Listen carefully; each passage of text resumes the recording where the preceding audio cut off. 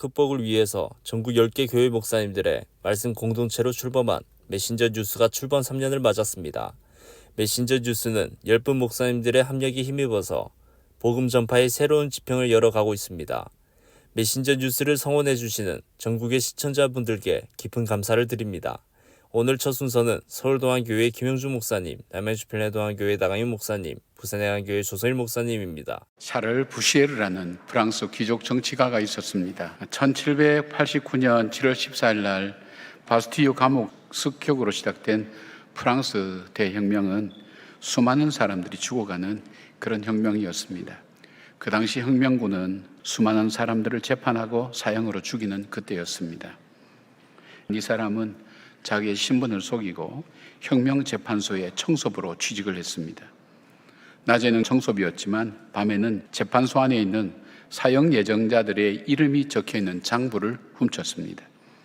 그는 그 장부를 집에 가지고 가서 글자를 못 알아보도록 물에 담가 글씨를 번지게 하거나 아니면 태워버렸습니다.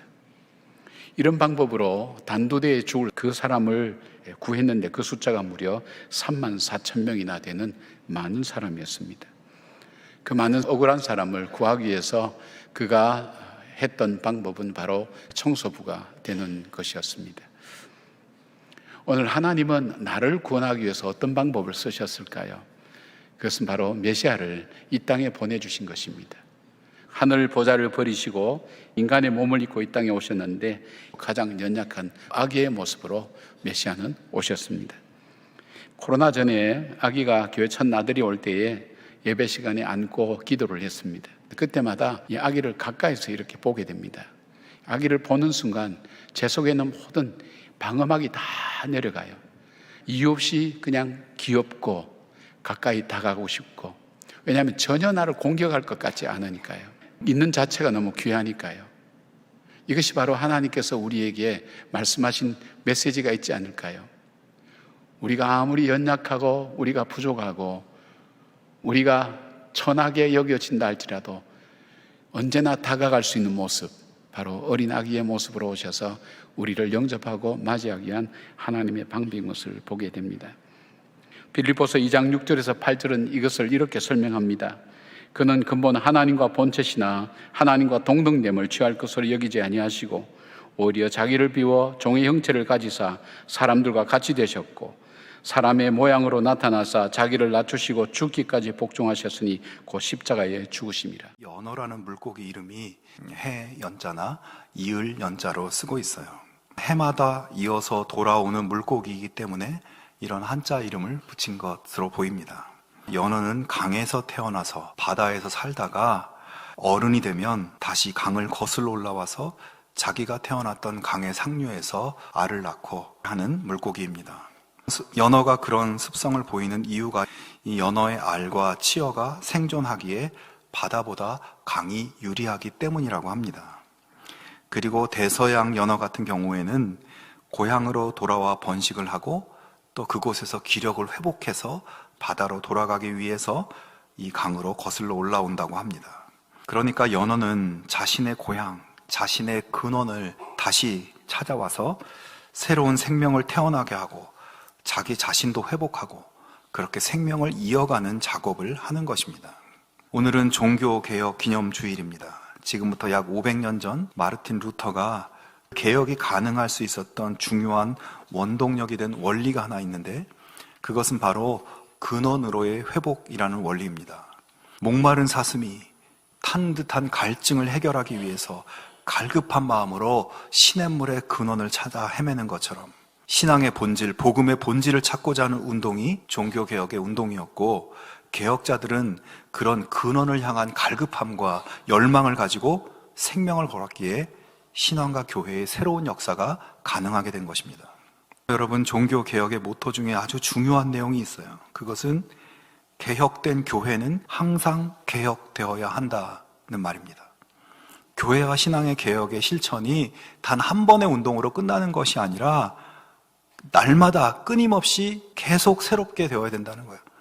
그렇지 않으면 교회와 신앙의 생명력은 병들고 죽어가게 된다는 겁니다. 그래서 오늘 종교개혁주일이라고 하면서 오늘 하루 반짝하면서 과거의 역사를 자랑하며 끝나는 것이 아니라 매일매일 우리 자신을 돌아보고 개혁하고 어제에 머무르는 신앙이 아니라 다시 새로워지는 신앙, 다시 새로워지는 교회가 될 수 있어야 할 것입니다. 고린도 교회는 떡을 먹고 잔을 나누는 그 성찬에 있어서도 개혁이 필요한 교회였습니다. 왜냐하면 그들이 모일 때 어떤 사람은 너무 많이 먹어가지고 취하는 사람이 있는가 하면 또 어떤 사람은 먹을 것이 없어서 주의 성찬에 참여할 수 없었기 때문입니다. 사도 바울은 개혁의 근거가 될 말씀을 이야기하십니다. 내가 너희에게 전한 것은 주께 받은 것이니. 교회의 개혁은 교회를 세운 분이 누군가 라고 하는 걸 아는 데서 시작합니다. 우리 인생의 개혁도 우리 인생을 만드신 분이 누군가 라고 하는 것을 아는 데서부터 시작하는 거죠.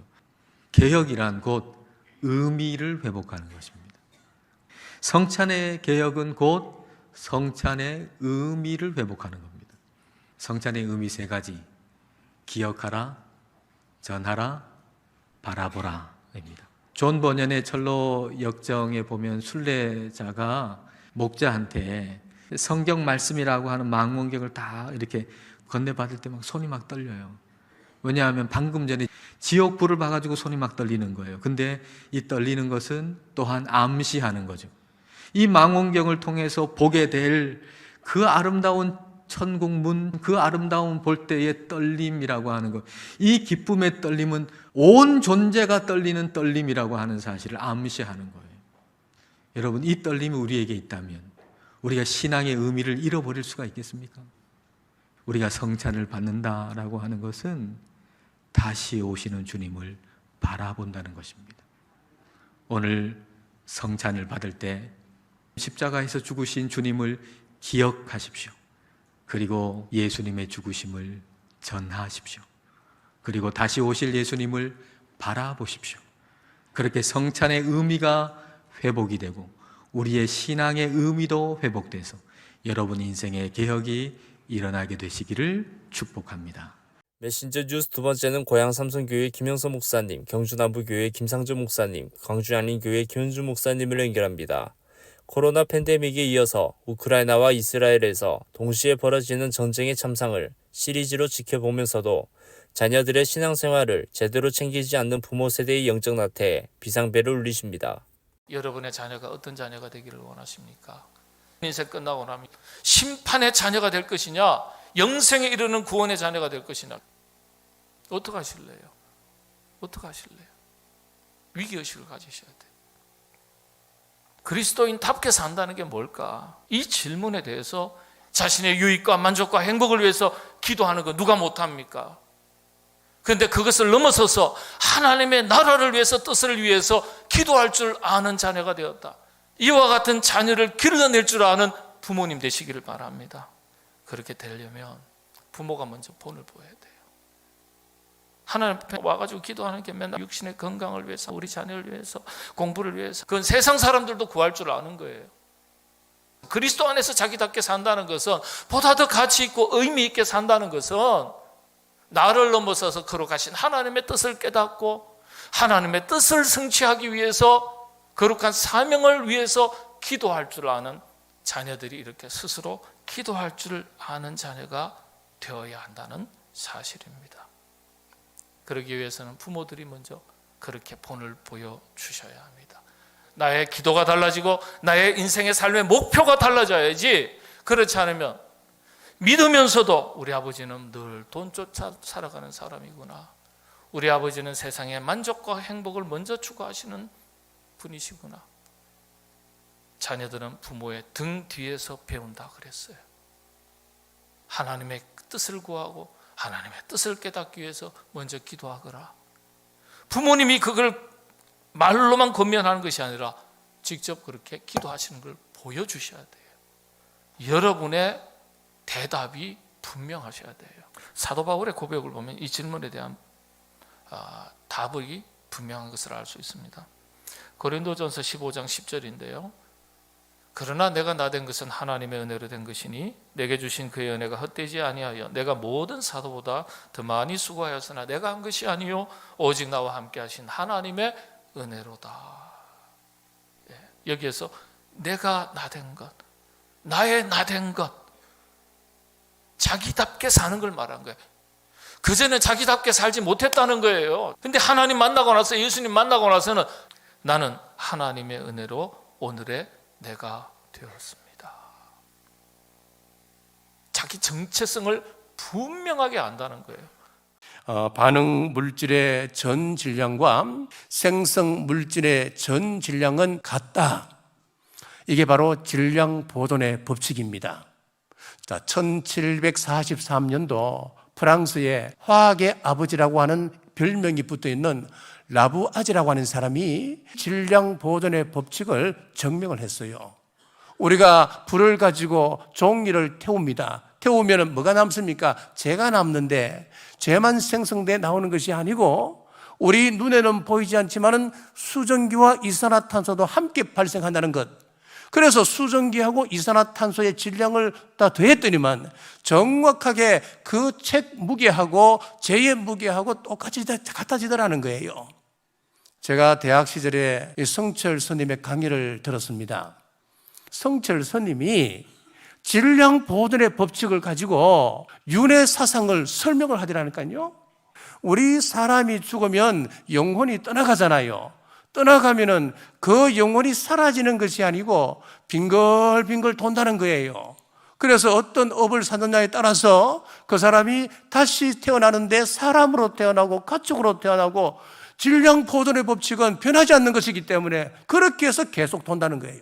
굉장히 질량 보존의 법칙을 잘 붙였어요. 그런데 한계가 있더라고요. 사람이 어떻게 빙글빙글 돌다가 소로 태어나고 다시 또 사람으로 태어나고 어떻게 그럴 수 있어요? 그 사람들이 보지 못하는 것, 성경은 정확하게 말씀하시기를 우리 사람이 죽으면 우리 육체는 흙으로 돌아가고 우리의 영혼은 천국으로 들어간다.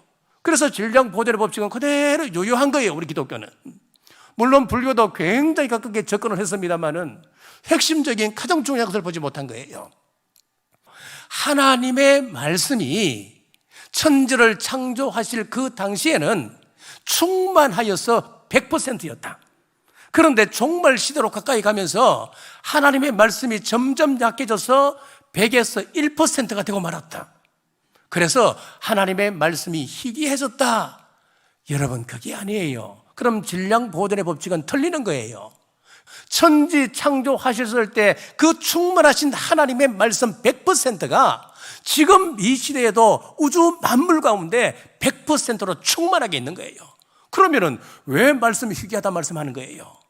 그것이 약해져서 우리가 듣지 못하는 것이 아니라 하나님의 말씀을 받아서 전해줄 선지자가 없어졌다, 그런 말씀이에요. 주의 종들을 위해서 우리가 꼭 기도하셔야 합니다.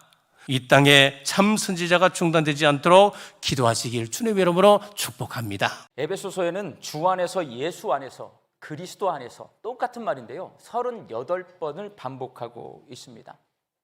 교회는 사람들이 모여 있지만 예수님이 머리가 되시고 성도들이 몸인 예수 그리스도의 향기가 나는 공동체여야 합니다. 민주주의처럼 막 뜻을 다 모아가지고 사람의 뜻이 이루어지는 공동체가 아니라 예수님이 생각하고 뜻하신 것을 이 땅에서 이루는 거룩한 공동체가 우리 교회 공동체가 되어야 합니다. 바울이 교회가 무엇인지를 정의해 놓고 있는데 함께 읽어보겠습니다. 교회는 그리스도의 몸입니다. 만물을 완성하는 분의 계획이 그 안에서 완전히 이루어집니다. 여러분이 원하는 것, 내가 계획한 것, 우리 주님께서 이루어주기를 원해서 여기 앉아 계시잖아요. 그러면 이 성경 말씀과 정반대로 앉아 계시는 거예요. 여러분이 이 자리에 앉아 있는 이유는 예수님이 도대체 어떤 생각을 가지고 계시고 어떤 뜻을 가지고 계실까, 그것을 알기 위해 이 자리에 앉아 있는 거고요. 그래서 말씀을 듣는 거고요. 기도하시는 거예요. 그것을 알고 난 다음에 이 땅에서 이루어 드리는 게 예수 믿는 성도입니다. 그럼 교회는 어떤 모습이 될까? 성도들이 예수님의 생각과 뜻대로 움직이면 교회는 섬기는 공동체가 됩니다. 초대교회 당시 문화에서 그 당시 세상에서는 일방적으로 부모와 주인은요 섬김을 받아요. 그런 공동체는 교회 공동체가 아니라는 거예요. 그건 세상이라는 거예요. 예수님이 머리가 되신 공동체는, 교회는 부모와 자식이 서로 섬기고 주인과 종이 서로 섬기는 섬김 공동체가 되어야 한다라고 말해주고 있습니다. 오늘 보면 4절 말씀을 함께 읽어보겠습니다. 또 아비들아 너희 자녀를 노엽게 하지 말고 오직 주의 교훈과 훈계로 양육하라. 초대교회 당시 종은 노예입니다. 물건입니다. 사람이 아닙니다. 그런 종들에게 주인은 굉장히 두려운 존재입니다. 종들은 어떻게 보면 주인을 증오할 수 있는 사람들이에요. 그런데 그 종들을 향해서 바울은 말을 합니다. 오늘 보면 5절 말씀을 함께 읽겠습니다. 종들아 두려워하고 떨며 성실한 마음으로 육체의 상전에게 순종하기를 그리스도께 하듯 하라. 여러분 직장 생활 하실 때에 이 정신을 그대로 가지고 직장 생활하는 게 성경대로 사는 거고 예수 믿는 사람입니다. 직장에서 최선을 다해서 열심히 일하셔야 합니다. 오늘 보면 9절 말씀을 함께 읽겠습니다. 상전들아 너희도 그들에게 이와 같이 하고 위협을 그치라. 그 당시에 주인들은요 종들이 물건이에요. 필요 없으면 버려요. 죽여요. 그런 시대에 종들에게 위협을 가하지 마라. 그리스도를 섬기듯이 종들을 섬기라고 주인에게 말합니다. 굉장히 개혁적인 사상이에요. 예수님이 머리가 되면 주인은 직원을 섬기고 직원은 주인을 진실된 마음으로 섬겨라라고 말하고 있습니다. 성경의 정신입니다.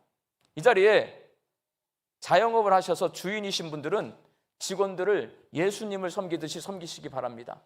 이 자리에 직원으로 사는 분들은 여러분들에게 있는 사장님, 그 사장님을 예수님 대하듯이 진실된 마음으로 섬기시기 바랍니다. 메신저 뉴스 마무리는 울산 호계교회 김병무 목사님, 대전 제일교회 김철미 목사님, 부상서교회 나혜천 목사님으로 이어집니다. 말씀으로 세상을 창조하신 하나님을 믿는 사람들은 가정에서 가족들 간에 쓰는 말씨부터 예수님을 배워서 따뜻하고 긍정적이어야 참된 기독교인이 된다고 하십니다.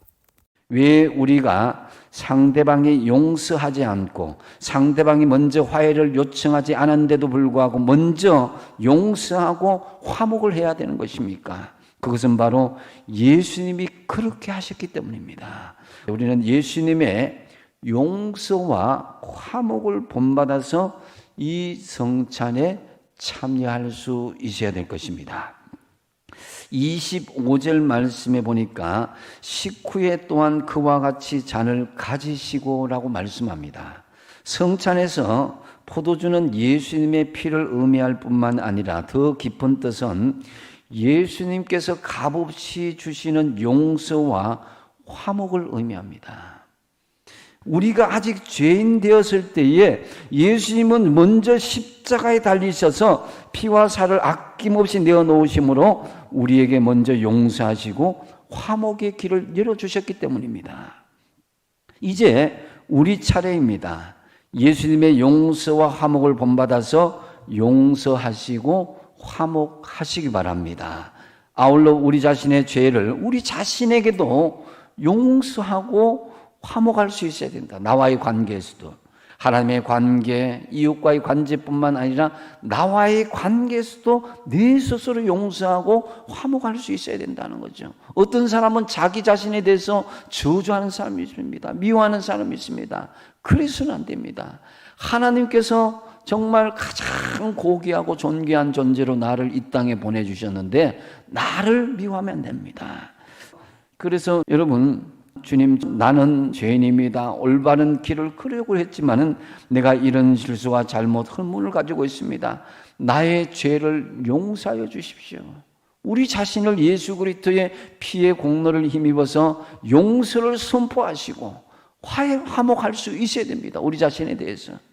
그래서 주님은 오늘 성찬을 통해서 회개와 용서의 관계를 맺기를 원하십니다. 하나님과의 관계에서, 이웃과의 관계에서, 나와의 관계에서 용서와 회복을 원하신다라는 거죠. 이 고백과 함께 예수님께서 우리에게 주신 그 떡과 잔을 받으시며 정말 거룩한 성찬에 참여하는 저와 여러분 되시기 바랍니다. 독일에 어떤 그 소년이 있었어요. 성당의 종직이었습니다. 사제가 되고 싶은 그런 열망이 있었어요. 그래서 사제 시험을 치렀는데 떨어졌어요. 명석하고 똑똑한 학생이었지만 몸이 따라주지를 않았습니다. 다시 전공을 찾은 것이 철학이었어요. 그의 마음속에는 1920년대 독일의 그 물질 문명들, 기계 문명들 이런 게 들어오면서 사람의 인간성이 점점 더 분리되는 것을 느꼈습니다. 그래서 이 사회에서 정처 없이 이리저리 방랑하고 떠돌아다니는 것 같은, 그래서 그 인상을 그는 철학적인 연구의 모티브로 삼았어요. 사람이 이렇게 늘 방랑하고 그런 존재라고 한다면 고향은 어디에 있나. 그러다가 유명한 명제가 나오게 됐어요. 언어는 존재의 집이다 라고 하는 명제였어요. 내가 성장하고 내가 자라나고 나의 모든 존재의 근거, 출발점, 고향과 같은 곳, 그곳은 바로 언어더라는 거죠. 이 사람이 마틴 하이데거입니다. 철학계에 큰 충격을 줬던 그런 인물이기도 했어요. 하이데거를 이렇게 볼 때 느끼는 거는 독실한 그 신앙의 가정에서 자랐던 그였기 때문에 성경에서 왔어 그랬죠. 성경을 읽어보면 뭐라고 돼 있죠? 태초에 하나님이 말씀이셨다 그랬죠. 그 말씀이 하나님이셨어요. 그런데 그 창조의 능력, 그 말씀, 그 언어를 인간에게도 주신 거예요. 우리는 언어의 문제를 단순하게 의사소통의 문제로 국한하는 것이 아니라 이게 어마어마한 창조의 능력을 가지고 있는 것이라는 것을 아는 게 필요한 거예요. 여러분, 예수님께서는 이 언어 문제에 대해서 그랬죠.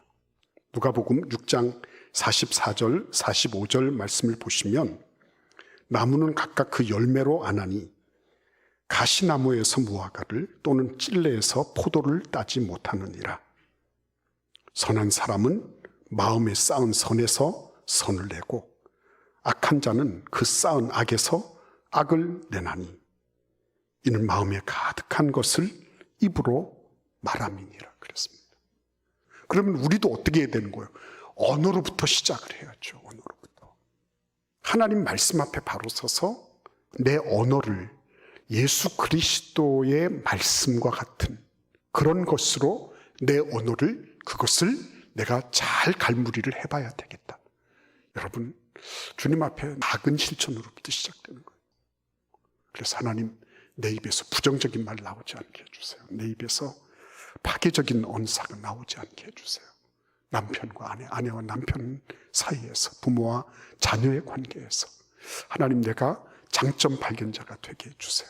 예수님이 죽은 12살배기 그 소녀를 보면서 죽은 것이 아니라 잔다 하셨을 때 예수님이 사실을 몰라서 그런 것은 아니었다는 거죠. 예수님은 그 사건을 단순하게 팩트로 처리하지 않으셨어요. 그 너머에 있는 희망의 언어로 그걸 바꿔주신 거죠. 며칠 전에 치유 부흥회를 하는데 강사가 누구였냐면 우리 교단 현 총회장이신 치유하는 교회 김의식 목사님이셨어요. 이 아버지 때에 그 해남에 살았는데 정말 입에 풀칠할 것도 없었답니다. 그래서 여기서는 소망이 없겠다 싶어서 전라남도 무안읍에 가게 되었답니다. 그 무안읍에서 큰 병원을 하는 병원장한테 찾아가서 밥만 먹여주시면 내가 여기서 온갖 허드렛 일 심부름 다 하겠습니다. 그렇게 애원을 했더니 그 병원에서 일을 해라. 그런데 한 가지 조건이 있다. 너하고 교회를 다녀야 된다. 그래서 그 이튿날부터 새벽 기도를 나가기 시작을 했답니다. 그렇게 하다 보니까 믿음도 자라게 되고 병원 곳곳을 깨끗하게 닦고 청소하고 열심히 했답니다. 이 병원장 장로님이 이제 권유하기를 약방을 할 수 있는 자격 시험이 있었다 그래요. 내가 책도 사주고 도와줄 테니까 공부를 한번 해봐라. 용기를 가지고 열심히 기도하고 그렇게 공부를 했답니다. 첫 번째 시험을 보러 갔는데 그 경쟁률이 200대 1이랍니다. 소학교밖에 안 나온 이분이 답을 모르는 문제마다 놓고 하나님 제발 도와주십시오. 그렇게 간절하게 기도했더니 그 첫 번째 시험에 합격을 했대요. 이 장로님이 참 대단한 분이에요. 저기 나주에 약국이 없으니까 거기 가서 네가 개업을 해라. 워낙 성실하고 그러니까 약국이 잘 됐어요. 그 병원에 들어가면서 한 신앙생활 가운데 늘 놓치지 않았던 게 하나님 앞에 감사하는 거예요. 10년 전에 아버님 장로님이 돌아가시고 난 뒤에 건물도 있고 모아놓은 재산도 있으니까 수억이 들었겠지. 그렇게 생각하고 통장을 정리해 봤더니 2천만 원도 안 남아있더래요. 어머니한테 여쭤봤더니 아버지가 교회 감사헌금으로 다 바쳤다는 거예요. 그래서 자녀들도 정말 우리 아버지 잘했다. 우리 아버지 참 감사하다. 그런 고백을 다 하는 그러한 은혜로운 시간이 되었다는 거죠. 감사하는 자녀는 하나님이 책임져 주시는 줄 믿으시기 바랍니다. 아홉 목사님들의 말씀 전체를 들으실 수 있도록 전부 링크해 두었습니다. 아직 메신저 뉴스 구독을 누르지 않은 시청자님이 계시면 지금 구독과 좋아요, 알림 설정까지 부탁드립니다. 다음 주까지 안녕히 계십시오. 메신저 뉴스 김석규입니다.